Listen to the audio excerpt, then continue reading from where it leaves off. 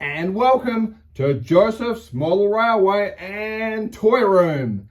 Thank you so much, as always, for joining me. Just a little bit of housekeeping. You don't need to like, follow, or subscribe to any of the videos that I put out there.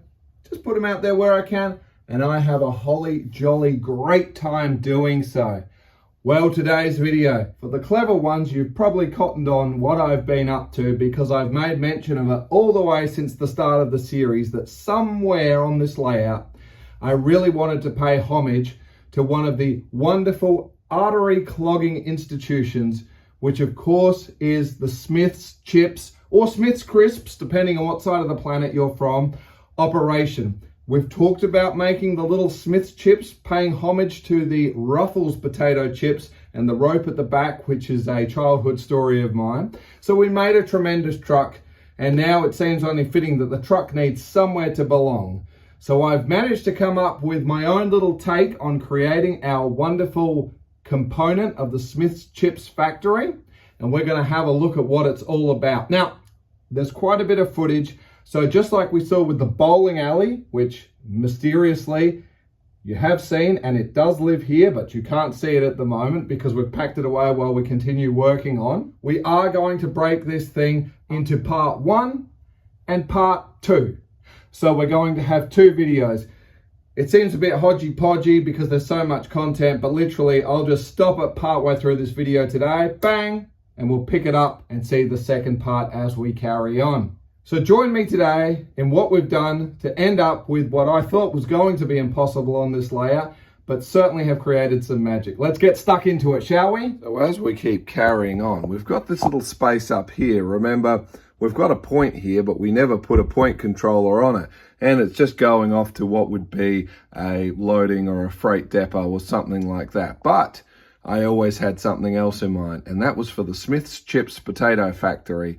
And you can imagine it now, some salt gathered up around the bottom as the salt wagons come in, and at the same time, the wagons going out with the fresh potato chips, or crisps, as they may call them in other countries. And at the moment, I was just going to modify this building here. It's just one of these low relief buildings from Bachman, I think it is. But then I've done a little more homework, and I think we can do something better. Here's a popular station in Sydney that has this kind of effect where it's like an undercover pass-through. I always wanted something like this. I did actually purchase a kit here, a cardboard one that can be put together, and it ticked the box of a dispatch area, but I wanted something a little more solid, so I have always left it in the too hard basket. But what's this?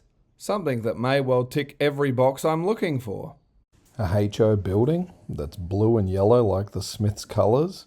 And it looks like it's all done for me. It's something to do with salt. It's a salt factory, so that can tick a box, and we could add our own signage. This looks like it could be a winner. It's even pre-lit. Let's get one in.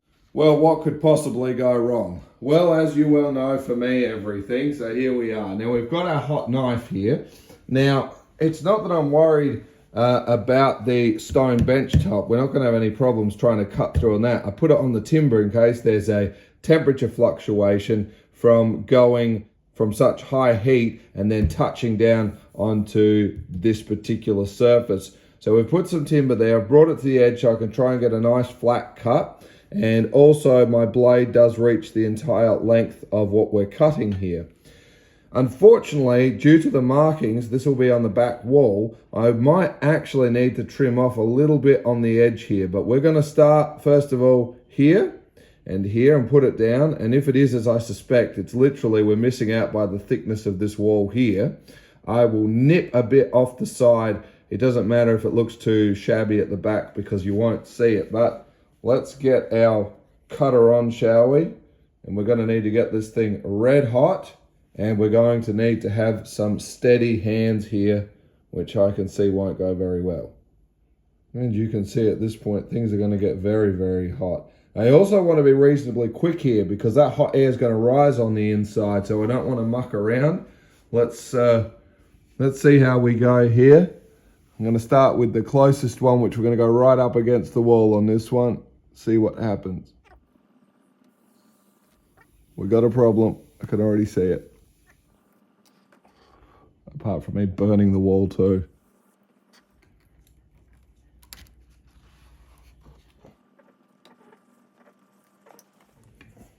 can assure you it is hot. Now this other one, our blade's not staying straight. The lower part is. I'm almost tempted to burn off and sit the top down to get a straight edge on that. I doubt it's going to work, but we will try. To get better results, you wouldn't be using a camera like me.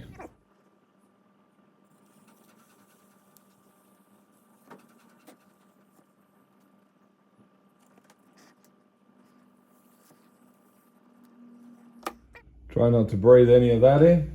That's some pretty toxic stuff. Of course.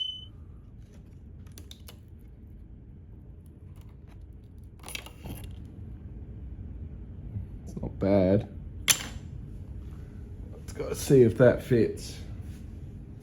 And the entire building is still on fire at the moment. It's still smoking away nicely. Yes, it actually did just fit, but you'll see it's right on the edge of the rail. So by the time we bring something in, it's not going to work. So we're going to have to trim that little bit off the back side that you can probably see there, which is going to give us a very tight fit. But we're going to have to try doing that. Actually, before we do that, maybe we can just move that track ever so slightly to give us that little bit. Remember, we went with Charlie Bishop from Chadwick Railways' idea about laying track down with copy decks. I'm really not too convinced about such method, although, according to him, it means it's easy to lift up. So this will be really the second time I've needed to lift anything up, but I think we might give it a try. We'd only have to bring it back ever so slightly. Now that's sitting down by itself quite nicely.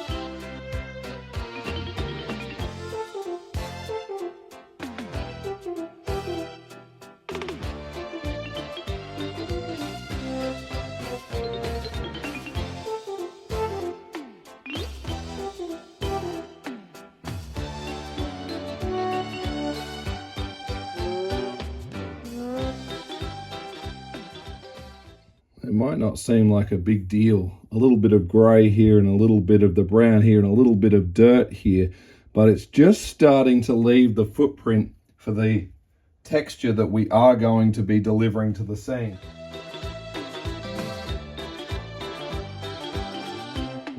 Right, so the original problem is now being dealt with and it's not locked into place. We can move this as needed, but we do need to start to get a little bit of ballast in place and personalisation. Let's get started.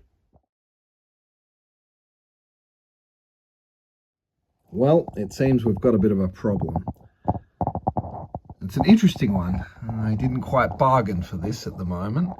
So, of course, with the model, I was always going to be in a position where I thought, this is exactly what I need, blue and yellow, the Smith's chips type of colour.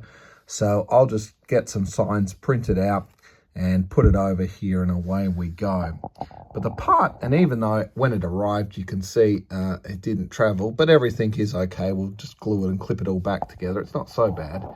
But here's the bit I didn't quite anticipate with this particular model. Now that we've cut it and we've got it ready to drop onto our track thing, I thought, let's just, we've got to start routing some power because it's illuminated.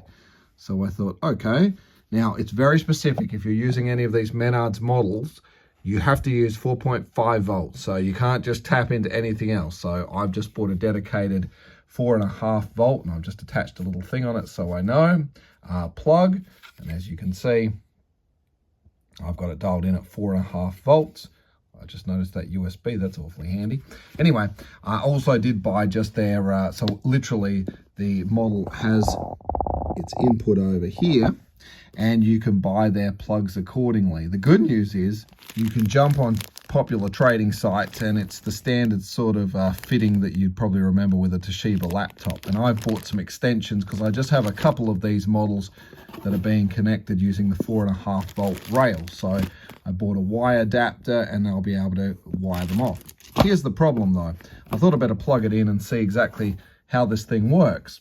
Right, let's just plug a transformer in at the moment, and temporarily we'll just wire it straight into here. Now, here's our problem. Once we plug it in, the whole thing lights up, and it's an extraordinary, well put together thing. And so much so that on either side, because it is going to have to sit this way on the layout, you can see we have the logo here. And I thought, well, I could cut my paper to be a little bit transparent and we will be fine. Although then I noticed there was a switch down the bottom here, and I wasn't quite sure what the switch was all about. So I thought, well, let's push it and see what happens. And here is our problem. Sign has several sections of LED illumination, and that's pretty spectacular. So I don't think I can afford to cover that up. That is absolutely outstanding. I was thinking about doing that later with a different model, but that really is just a bit of a head turner. We're going to have to leave it like that. I cannot afford to cover that up. And of course it's salt. I mean, let's be sensible. It's what we're doing, and we've got different salt wagons. So look, I don't think there's any harm in leaving it there. So we're going to leave it there. And I'm just going to have to add additional signage here. The Gobbledok over here, I've got one plan, and a little bit of a billboard or something across near the top. So it's a bit of a howdy-doody, but you just can't say no. That is fantastic. It'll mean that I'm going to have a bit too much, and it might not look fantastic from a more detailed scenario, but look, those lights on this are absolutely fantastic. We have a dog down there by the door. I mean, really, I know it might be a pretty off-the-shelf type of model kit, and I think you know I'm going to splash a little bit of model wash over it. The good news is, this bit that isn't so illuminated here is the bit facing the wall, so again, it's working in our favor, but it's all about that sign. I think that is absolutely outstanding. We'll get used to it because this is a view you really won't see when it goes into position here. So we've done no detail, as I said, across the back on the tank there, because you're just not going to see it.